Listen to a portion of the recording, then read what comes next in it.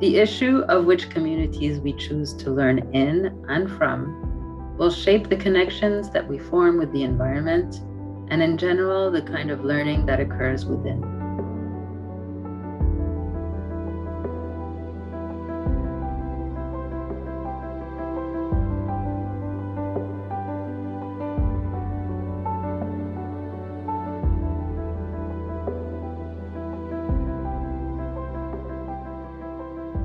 Hello to everyone. I would like to thank the NWRA for the honor to present my research today. I will be talking about building trust in learning communities, and I will focus on conditions that support meaningful collaboration using the concept of ecology of learning.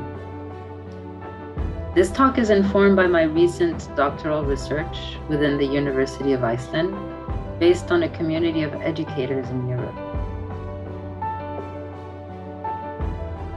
The research explored developing forms of continuing professional development for educators.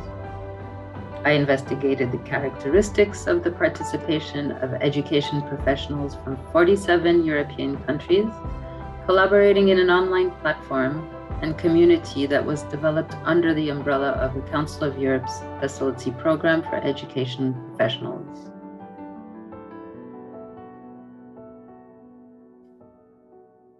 The current early care and education policy landscape in the United States has a strong focus on improving the quality of childcare for young children. And as part of these quality improvement efforts, policymakers are focusing on the childcare workforce capacity to support young children's social, emotional, physical, and cognitive development. It is therefore crucial to understand how educators can be supported to engage in activities whereby they feel responsible and autonomous for their development. I will focus the talk on the role of professional learning communities for such undertakings. The data from my research stems solely from the Facility Program, that was the training and capacity building program for education professionals of the Council of Europe until 2017. The program was based on the intention to empower education professionals to contribute to constructing a more humane and inclusive Europe. The facility community federated goodwill around a joint enterprise that is a shared vision of what the purpose of education should be. Teachers stated their intention to transform their practices and invent new practices to nurture a more socially just, humane, and inclusive environment in their schools and classrooms. Such a program can be of interest for early childhood educators who are at a crossroads today, being asked to have a good understanding of child development and early education issues, to provide rich educational experiences for all children, including those who have special needs, and to connect with a diverse array of families. And of course, to do all this with greater demands for accountability and in many cases, few resources. Many of the needed competencies for the improvement of ECE cannot be acquired through formal training alone, but need to be connected to real settings and practiced. So it's our interest to motivate stakeholders to engage in a process of lifelong learning and to support their individual responsibility towards improvement of practice and openness to transformation. Professional learning communities, which seem relevant to our time, as the pandemic has taught us that we may have to reconsider what our sites of learning are today and how they will evolve in the future. It's shown us how important online settings have become in the world of education. It also encouraged us to consider how much we can achieve through online collaboration. So my aim is to describe concrete ways in which emerging technologies can be successfully leveraged to support educators to effectively grow, plan, monitor, adapt their peers, and their collective agency for transformation in education. For this, I have conceptualized conversation as a possible device for professional development. In online professional learning communities, educators effectively learn through talking. I study conversation-based continued professional development with special interest in the social, emotional, and cognitive aspects of collaboration between professionals as peers. From now on, I will call online professional learning communities OPLCs. The research showed affordances for successful OPLCs. By affordance, I mean the relational properties emerging from the interactions between different elements of the system that support and constrain learners' experience.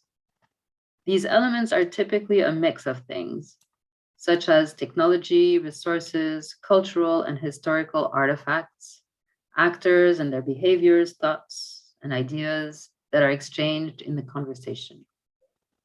For example, the technical design of online spaces affords and constrains what people can or cannot do. It shapes the interaction between different elements, actors, ideas, and resources.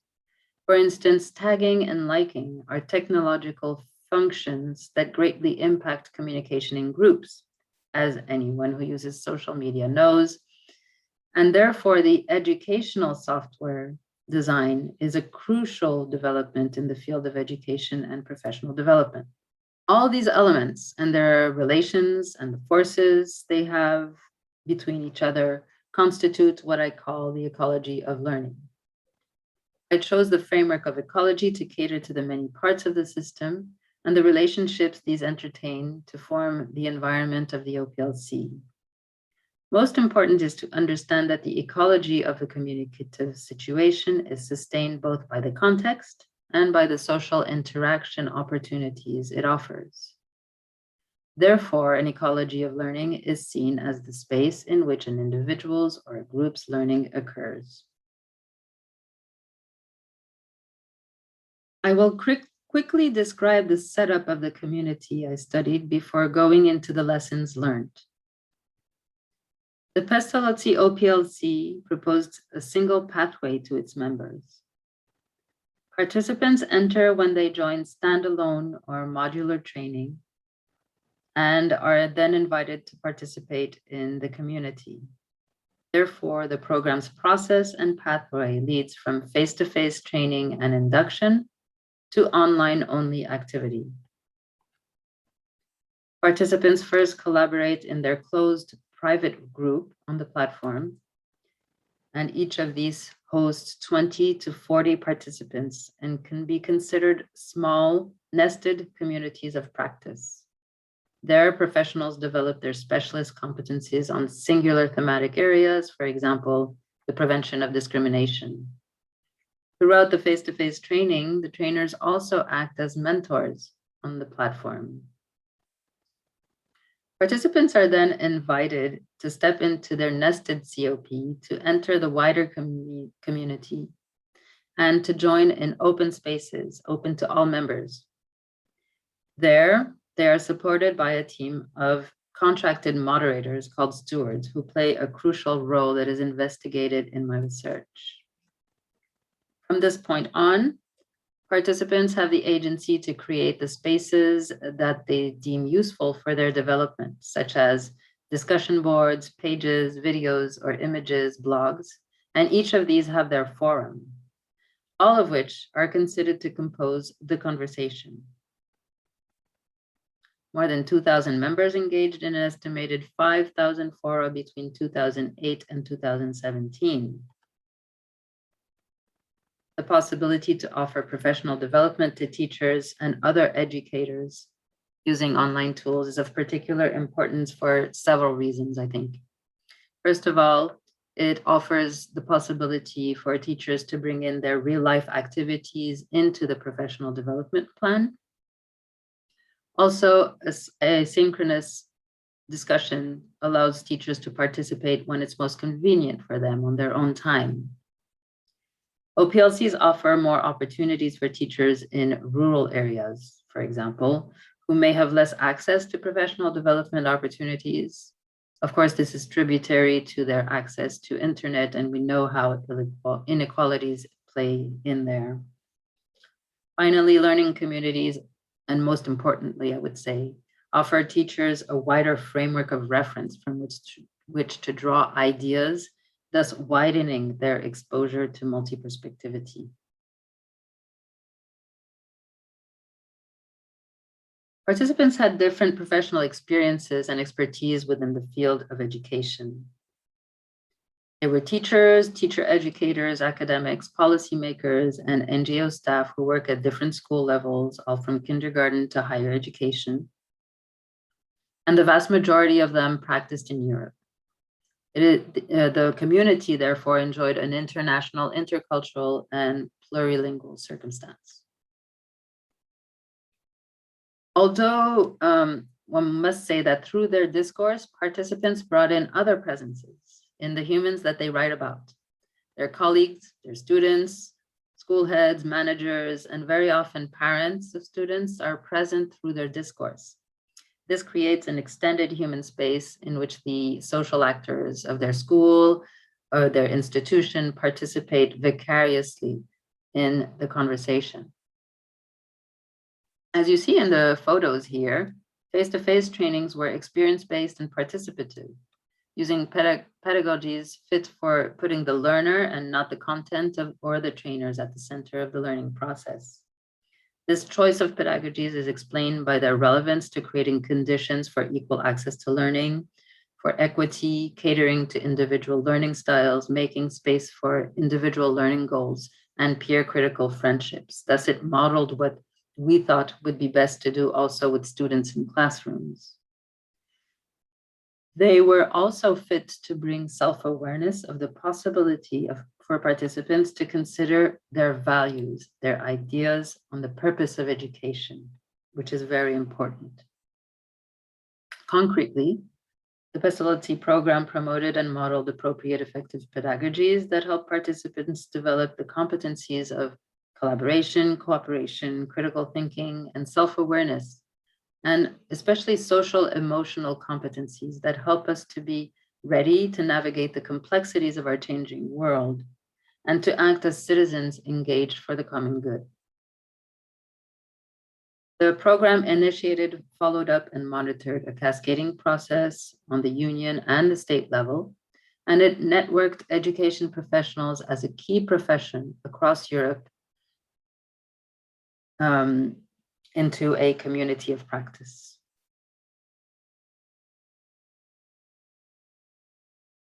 The Pestalozzo PLC proposed a unique, distinctive model of professional learning and development since it came from a strong value base, where equity and social justice and the nurturing of a democratic culture are at the center of the purpose of education, whereas most official training is greatly oriented towards performativity and accountability. Participation in the online community is entirely voluntary without any accreditation or institutional reward for achievement. It is exempt from strong constraints such as accountability and standards, so that participants' engagement is informal, open-ended, self-paced, and self-organized.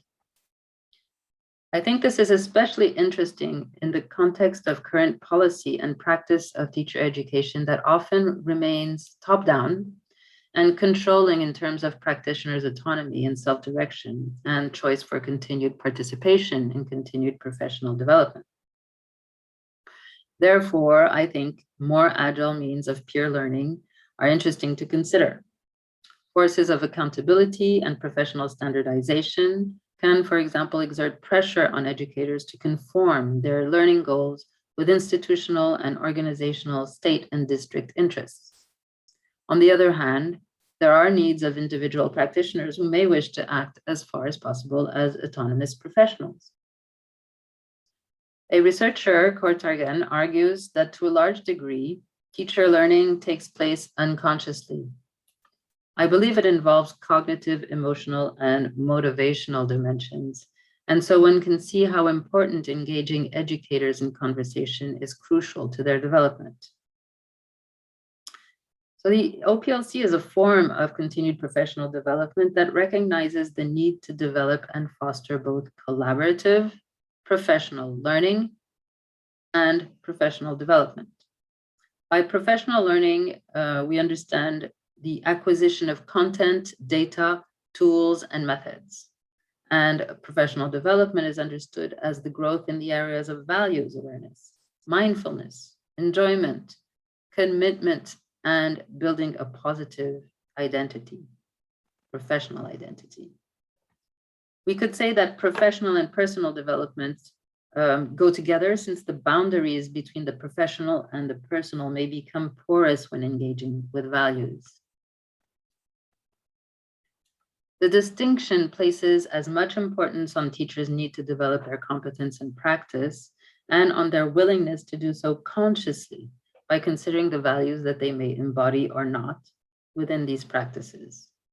In this respect, the OPLC that I described in this talk is considered a transformative model of continued professional development. The program values teacher agency and autonomy. It is teacher-centered and provides means to support sustainable educational change through the development of deliberate professionalism over an extended period and continuously. Kennedy proposed this classification of continued professional development models on a continuum of practitioner empowerment. At the top of her categorization are traditional, expert-centered, knowledge-focused, technocratic, and contextually void training models that belittle the notion of teaching as a complex, context-specific, political, and moral endeavor. Such models likewise disregard issues of power and whose agenda is being served by the practitioner when he's seen as one who is merely a gear in the education delivery system. The Pestalozzi program is a transformative model that sits at the end of the spectrum between mentoring, community, and action research models of professional development. OPLCs are desirably intentional communities meant to empower, as this participant shares. I would describe it as a very strong and rich experience that empowers linguistic and cultural competencies. It provides opportunities to learners from different people and is based on the same principles which I personally support and try to live and work by in my daily life. Therefore, defining the conditions conducive to such communities is important to grasp. And this is what I aim to do in this presentation, to critically describe dimensions of OPLCs, and namely how they should be used and for what benefits. Collaborative online environments, as they continue to develop, are extremely dense, intricate, multifaceted contexts that benefit from being seen in their complexity. The perspective of ecology of learning helps us to analyze this richness and to learn what we can do to create fecund learning environments. I adopt a holistic, systemic perspective, acknowledging the variety of issues pertaining to the study of an OPLC and its affordances for professional learning. This figure visually represents the breadth of theoretical perspectives that I have had to engage with to fully analyze what is working in OPLCs. It comprises professional learning and development, continued professional development, communities of practice, communities of inquiry, research on conversation and text-based dialogical engagement, theories of education for democracy and social justice and emancipation, and the regulation and motivation in online environments, computer-mediated collaboration also in online environments. I here describe the OPLC as a community of practice up to now, but it's also a community of inquiry that's taking inquiry as the source of coherence of the community. Communities of inquiry are based on partnerships between teachers and academics, organizations, which can involve both context and the knowledge required for real sustainable educational change. At any rate, participants' awareness of the existence of the community is crucial to their internalization of the learning that is being nurtured within their engagement in the OPLC. So when do we know that we have created community? We tend to call many groups communities when actually they're not communities. Dillingberg and others have warned us to use the term carefully. Communities are not fixed entities, but they are dynamic processes, and an online environment does not constitute in itself a community. One might consider the term a label of quality relative to the group activities, specifically characterizing intense connected interactions between participants. Educators within the OPLC seem to have been able to learn successfully through conversation with peers and moderators. The members of the community interacted across time and distance. They were not co-located, but each worked in their national or state level or local context. Their engagement in the conversation supported dialogical learning. They arrived to the conversation with a frame of reference that had been nurtured through their participation in trainings on education for democracy, on human rights, on social justice, even if they may still struggle with some of the ideas. A community is often composed of a wider and smaller communities and groups. I pointed out nested COPs and spaces open to all. This can be a significant setup for the National Workforce Registry Alliance, since the National Alliance is composed of organizations and actors from the state level and national level. Here, each state could be seen as harboring its own COP or COPs, and locally informed issues to address are addressed through these COPs, whereas at the national level, the wider COP could nurture more transversal concerns. Within this ecology, an ensemble of factors interact to sustain participants' engagement that I will expose shortly. But what are signs that we're in the presence of a community? I see 4. First of all, there's a common body of concepts and knowledge and lore, because members share through the platform and asynchronous discussion threads stories of their practice, of what happens when they teach, when they interact with families, and when they try out new methods and design new plans. In the process of sharing their stories, members of the community develop a common language that becomes a repertoire, which in the long term helps them negotiate understandings.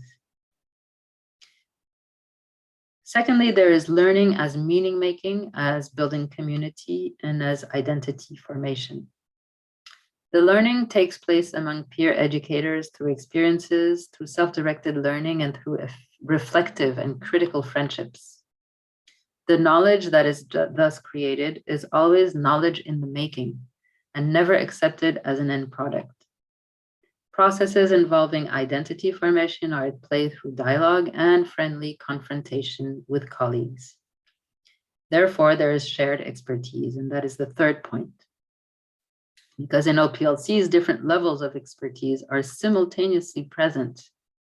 No one is expected to learn the same thing at the same time. There's role mobility and fluid peripheral to center movement from participants at different times for different topics. And there are slow and steady progressions from being a novice to an expert. The collective wisdom of core members of the group shapes other individuals' understanding of the community, its roles, its norms, and its values. And the final point is that in a community, a true community, there is a joint enterprise.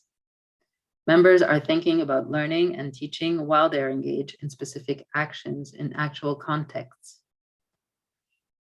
The conversation after a training supports them, for example, to transform the training into informed and competent actions through their practice, while dealing with the tensions that this may involve.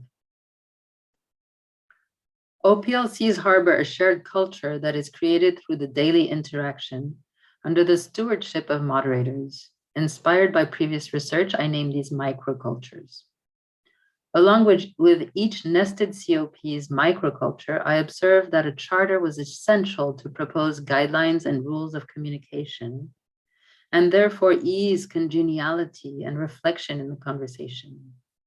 By congeniality, I mean being able to disagree while still respecting each other, engaged in conversation.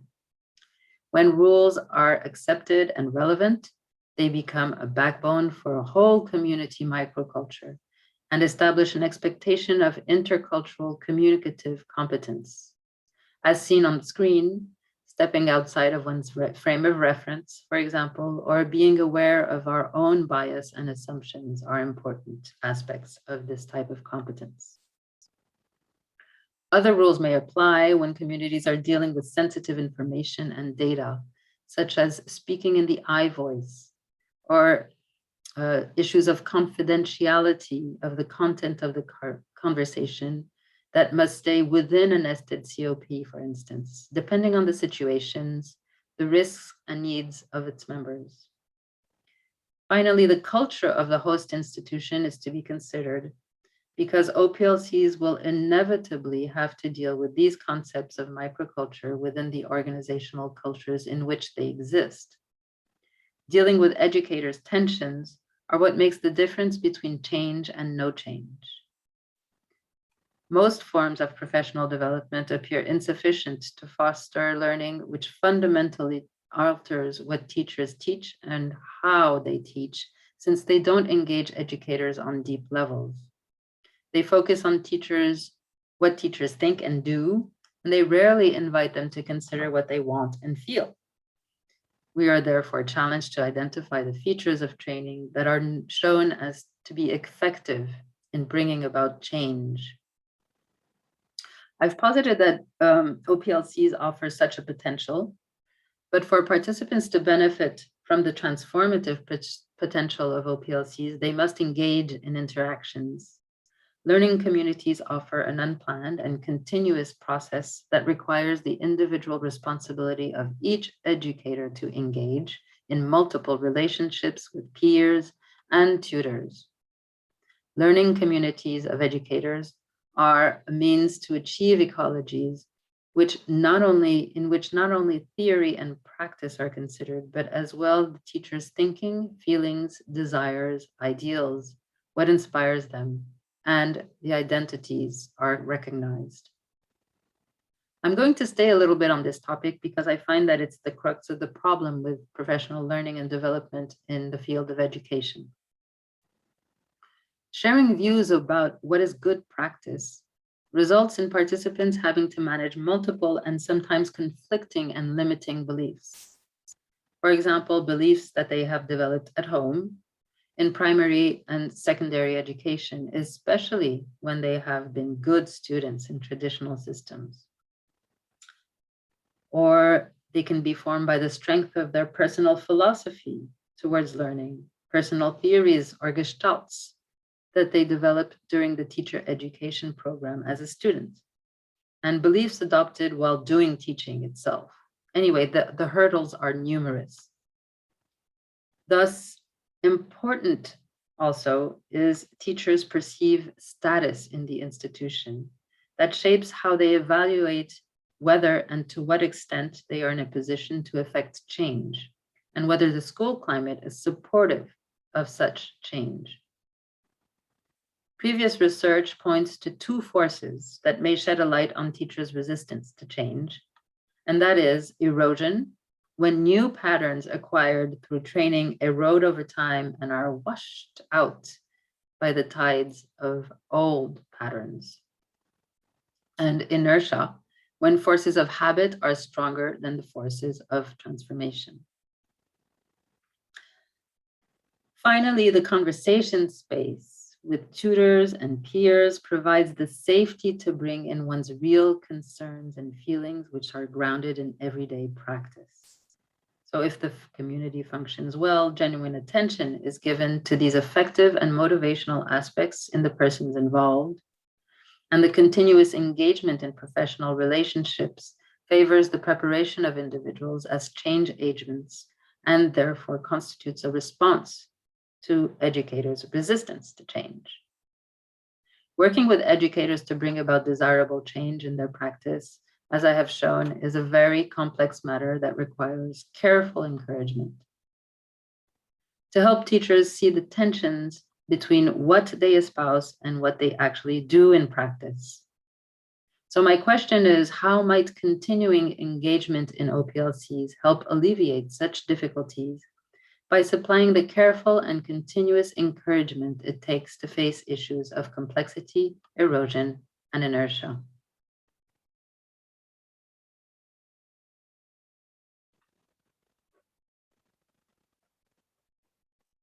After presenting the concept of online professional learning communities, my goal is now to give insights of the elements that were revealed as helpful to support educators' engagement and learning through conversation. The study revealed 5 structures that interplay in the ecology of learning. I will start with the network structure, the power structure, and the communication structure. How do you achieve good quality collaboration? Now we are looking at the patterns in the conversations and the levels of meaning making, depth and quality of co-construction of knowledge. Participants may choose to read only, frequently, or occasionally. They can download resources or not, post messages or not. Engagement can vary in time as well. Variations in intensity, stability, and duration point to potential for evolution regarding engagement and learning. Also, to learn in collaboration, participants need to show willingness to go beyond politeness and to wholly engage in conversation, perhaps voicing disagreements when necessary.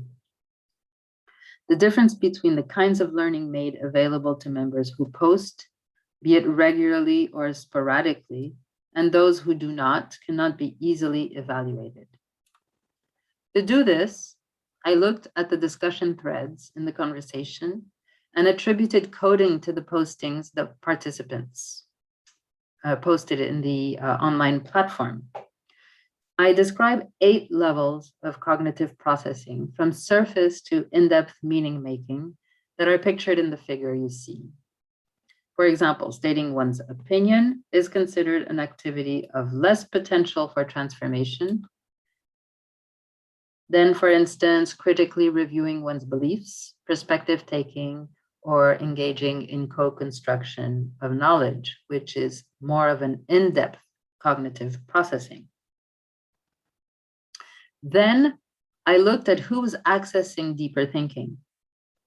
Here, we took 2 discussion threads and compared participants' engagement. For example, if you look here, participant P6 posted 11 times, and participant P5 posted 30 times in the most active week of the conversations. The research showed that high active members with strong ties who post a lot and who show responsiveness to many peers, access more depth of cognitive processing than participants with weak ties.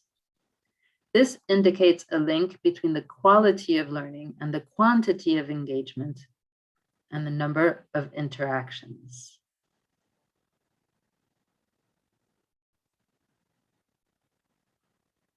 Looking again at the most active weeks in the 2 conversation threads, these 2 sociograms show what engagement is in both, and that engagement is higher in one of the conversations.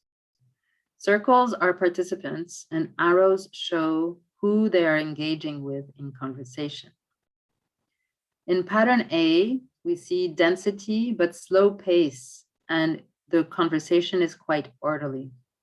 Participants are taking turns talking on the same topic. Whereas in pattern B, we see much denser relationships and ties, but the conversation is fast-paced and quite chaotic.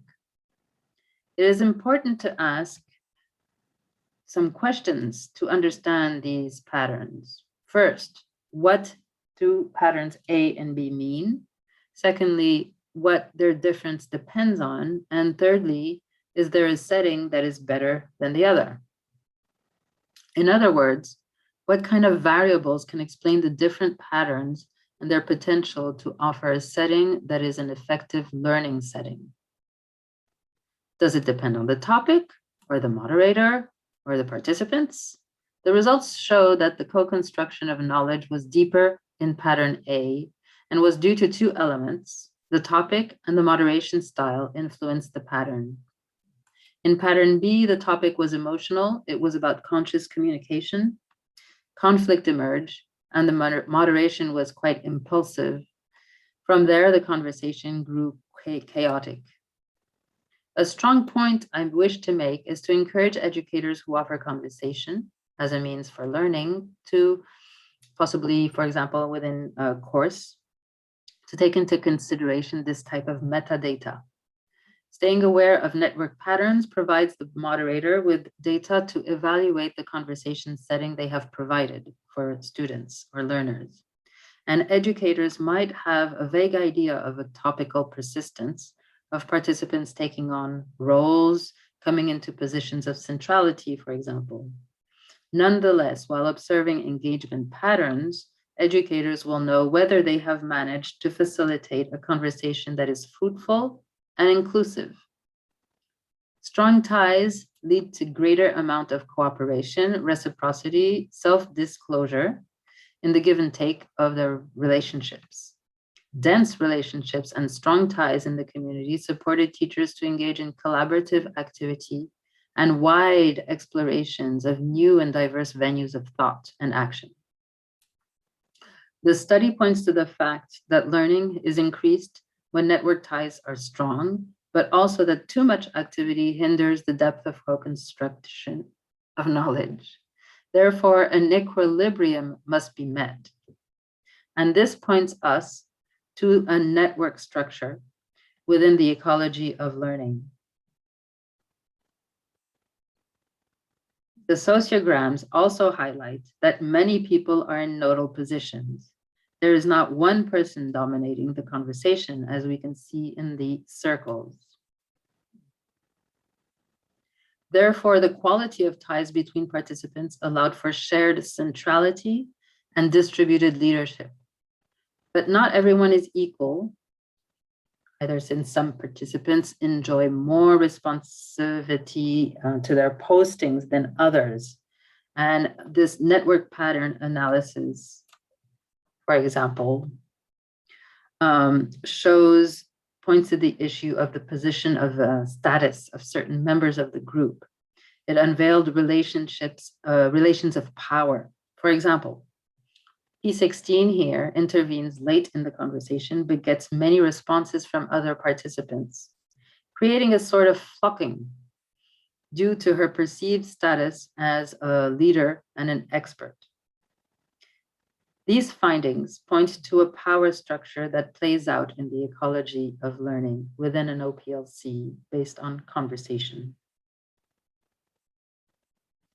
Now, what type of activities support increased engagement of participants?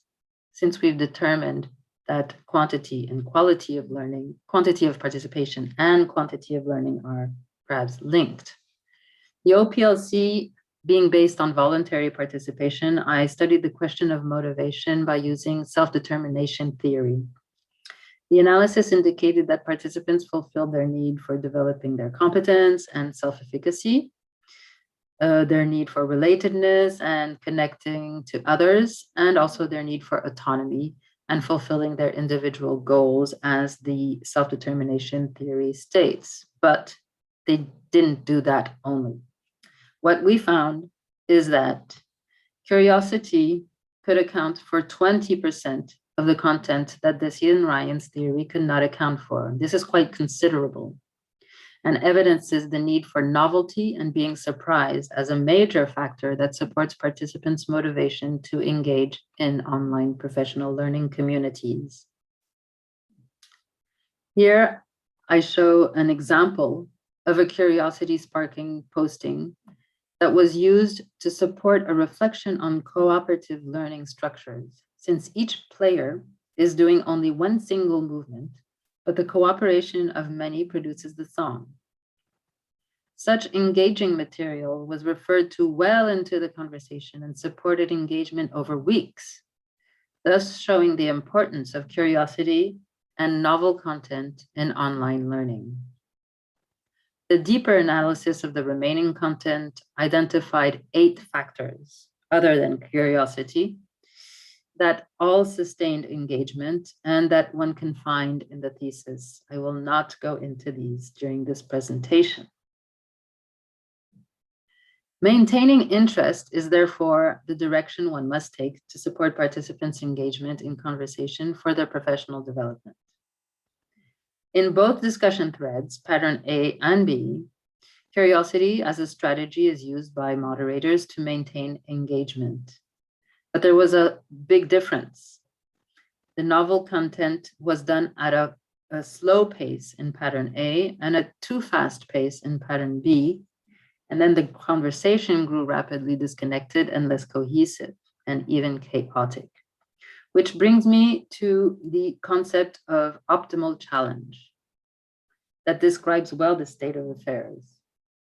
My point is to suggest that educators may envisage the integration of challenging tasks for supporting interest while offering manageable levels of risk that motivate participants to engage at the edge of their self-confidence.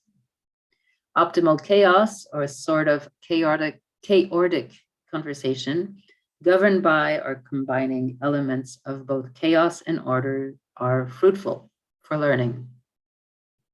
And in search of this optimum, thinking within the framework of an inverted U can be useful, as in the figure. Whether one learns more in orderly or chaotic environments may be the result of individual differences in learning habits, in learning styles, as a matter of how teaching and setting interacts with their idiosyncratic style.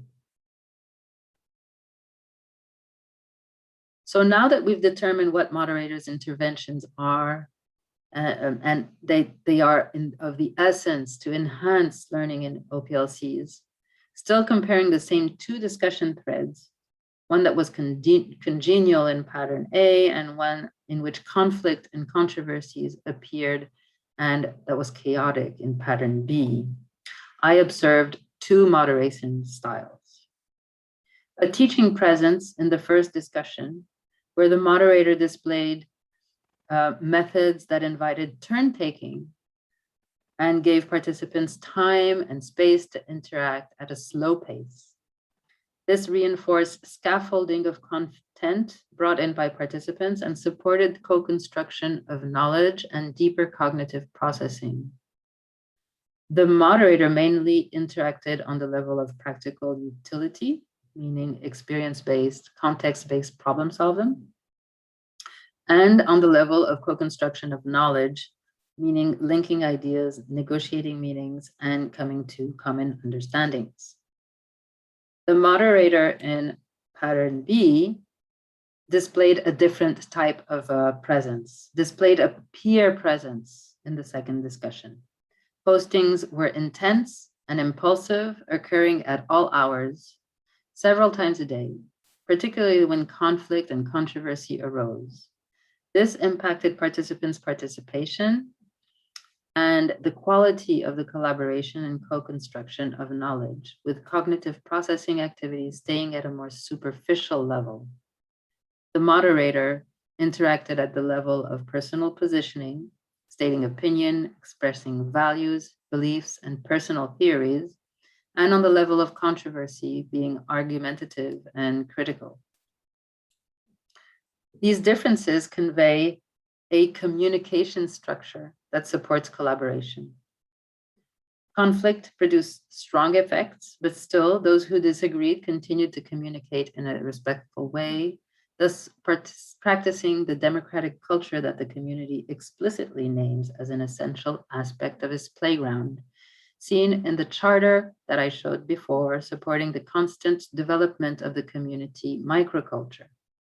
By staying congenial, the conflict and controversy can thus also be an opportunity for members of the community to gain awareness in real time of the communication, emotional, social, collaborative processes that are playing out in the conversation. Cohesive interactions support good quality of collaboration and co-construction of knowledge. Passing on now to the two final structures, affect and identity structure and ethos structure. We have now seen how participants are engaged through a call to their curiosity and creativity, their open mind. The study also pointed to their need for belonging and inclusion, their open heart, and their will to demonstrate confidence and persistence towards attaining their personal and common goals, open will. In terms of belonging, these quotes from the conversation evidences participants experiencing belonging and identity. Here, Nicole, Frank, and Charlotte make reference to the Pestalozzi program in an I position in different stances. As a supporter, for example, Nicole says, and I'm also a Pestalozzi fan that likes to motivate students to use their heads, hearts, and hands. Like an ambassador, I like this activity very much. I will try it as a dedicated Pestalozzi program facilitator, says Frank.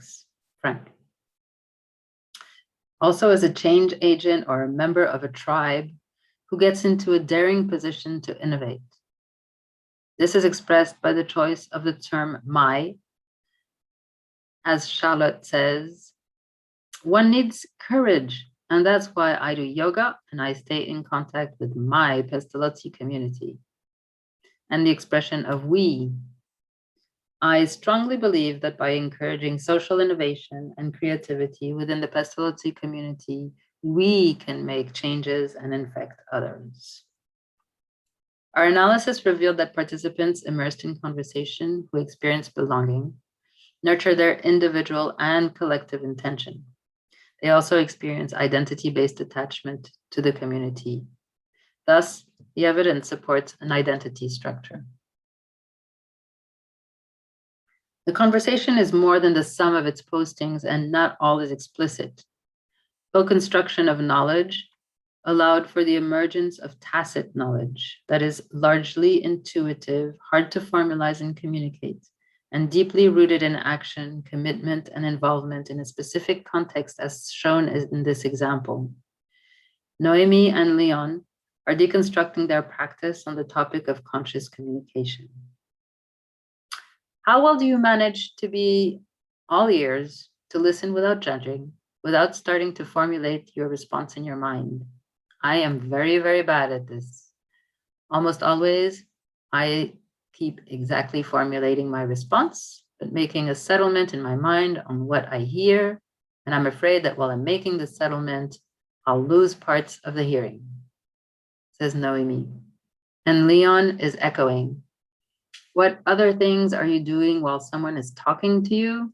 Well, if a colleague is talking to me, I very often keep thinking of the work I was doing before, and at the same time, keep hearing and answering him, her. When it's a student talking to me, I stop what I do and approach his or her desk. There is no injunction to do this or to be that. Each participant is critically observing what they do in an I position. It is only later, when scaffolding the observation, that lessons will be learned. Participants are simultaneously exploring a topic, analyzing their thought process, and sharing these with the group. These activities evidence a willingness to be critical about one's practices and education, and they entail showing vulnerability in public, which requires enough trust in the community and in one's own self-confidence to be able to put oneself under the scrutiny of peers. In terms of affordances for an OPLC to reach its full transformative potential for participating educators, the analysis found scaffolding, feedback, optimal challenge, and curiosity-arousing content to be essential and confirm previous research in the field. However, the particularity of the results is, in this study, is their demonstration of the place and relevance of values in online collaborative asynchronous dialogue. Appropriate, ethical, value-laden interactions and effective approaches and techniques for collaboration, such as giving feedback, ensuring cohesion, monitoring the pace of the conversation, and scaffolding the content. Most importantly, continuously through summaries and generative questioning. All this, including the affect and emotional regulation, all combined into the ecology of learning. Technological features are also important, but I chose not to present this aspect today. Double loop learning occurs because the values are at the center of the conversation and participants are inclined to reflect on the misalignment between their value system and their practice of teaching. The project, then, of developing one's professional identity through engagement in an OPLC is one of articulating and maintaining congruence between personal and professional values, moral purpose, and then pushing through the border between moral purpose and on-the-ground action to create congruence between these. Such ethical backing is conducive not only to establishing community norms that produce and promote inclusion, reciprocity, and mutual support for one another's learning, but it also helps a reflection about personal and professional identity in support of an education for democracy and social justice. These are crucial for the design and moderation of online professional learning communities of all sorts. Now, I would like to present a relational map of the ecology of learning. Here is a relational map, including the 5 structures that represent the ecology of learning. I have tried to bring it all together in this relational map that shows the diverse elements of the ecology of learning and the relationships they entertain. The OPLC is viewed as a system with identifying structures. The affordances that make learning ecologies effective for learning sit within an ethos structure, supporting both the maintenance of democratic principles and orientations for social justice and equity in education. This supports all the other structures, namely an affective and identity structure that promotes emotional well-being based on a sense of belonging, trust, and cohesiveness, and developing the inner psychological conditions of learners who need to understand how they learn and how others learn together in conversation. The maintenance of democratic principles is useful for supporting a power structure in which the qualities of ties between participants, shared centrality, and distributed leadership will be good enough to maintain inclusion and equal access to participation. A communication structure and a network structure are here together. Communication structure is based on the depth of co-construction of knowledge and collaborative meaning-making, such as diversity of voices, the maintenance of a safe learning space, and a disposition for inquiry to keep conflict in check so that constructive controversies continue to feed into the learning process. Moderators cultivate cohesive interactions by nurturing a network structure, guiding pace, being attentive to patterns to support strong ties between participants and inclusion, and supporting cohesive interactions where the quantity and the nature of engagement is to be seen in relation to the quality of learning.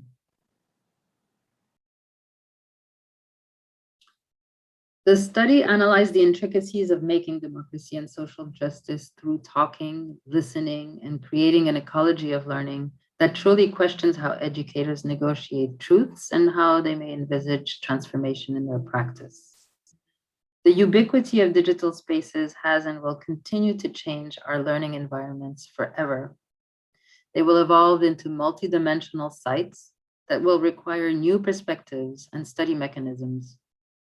Therefore, we're going to have to make significant progress at apprehending wide ensembles of data to continue to develop an understanding of the field of education and online learning. The work is an important contribution to social contexts of learning, especially in times of pandemics as today, Since the start of the school lockdowns, there has been a sustained increase of opportunities and invitations to learn online in conversation, hence learning by talking should play a significant and increasing part in our learning ecosystems, both as adults and youngsters. The work will be of interest to policymakers as well. Gathering voices from the field to inform quality policymaking is a challenge. Policymakers often equate quantitative data that is perceived as easier to manage with voice, or the expression of the needs and views from actors of the field. At times, low-quality qualitative data is also used to signify that practitioners' voice has been recognized. But nothing really happens until the practitioners are making the changes at the most significant level. The practice, and therefore the service that the children and the families receive. OPLCs offer extremely rich data and bring practitioners' voices to the policy field. I have set out some ingredients, theoretical, practical, that I hope might support such evolutions as to encourage the use of learning communities to shape the changes we envision for the improvement of education practice. Improvement and change in education require decisions informed by ethos and strong values. They also require contextual vision, relations, and relational understandings of how the parts shape the whole, and thus reveal the contradictions, the tensions that may arise between policy intentions, practice intentions, and the actual practice that we see in the field. At a theoretical level, I have conceptualized conversation as a possible device for professional development. At a practical level, I've set out to develop a perspective on professionalization of education actors, including democratic and social justice concerns, and given insights on how to sustain engagement and create affordances for successful online professional learning communities. At the political level, suggesting paths towards teacher autonomy and democratization of educators' training was one point. And then these endeavors in teacher development are those that carry the potential to form education providers into moral communities that can support effective policymaking. With such an understanding of OPLCs and conversation, one can say, and I will conclude with this, that in conversation, learning takes on meanings such as joining new communities and partaking in new conversations for new meaning making, thus shifting our relationship to others and possibly shifting within ourselves. One could then argue that there is no such thing as mere conversation because conversation involves learning when we are loyal to its principles and practices, and perhaps its continuance is the only successful outcome a conversation may claim. I have provided listeners of this conference with the references that I used for my presentation. It is available in PDF form on the conference platform. I thank you very much for listening to this presentation, and I sincerely hope that it will be useful for bringing the NWRA and its communities into deeper co-construction of knowledge for the betterment of education practices. Thank you very much. The content of this presentation is licensed under Creative Commons. Use of content requires citing the source of the author. You must indicate if any changes were made, and it is shareable under the same license conditions.